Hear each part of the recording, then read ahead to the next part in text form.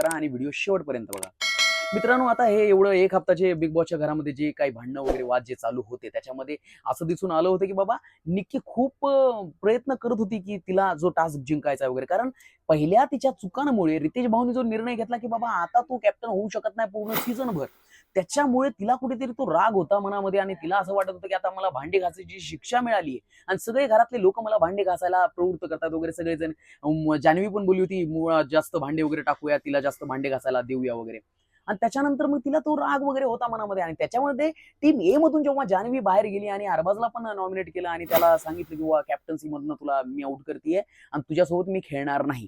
कारण त्या पिशव्या भरून जे पिशव्या लावायच्या होत्या कापूस पिशव्यामध्ये भरून, तर त्या टास्कमध्ये असं झालं होतं की जान्हवीचा हात वगैरे पकडला होता आणि तिला खूप दुखापत झाली होती. त्यामुळे जान्हवीने निर्णय घेतला की बाबा नाही, मी आता इथून पुढे अरबाजला सपोर्ट करणार नाही, टीम ए मध्ये राहणार नाही. त्यामुळे टीम ए मध्ये फक्त तिघच लोक होते. एक तर निकी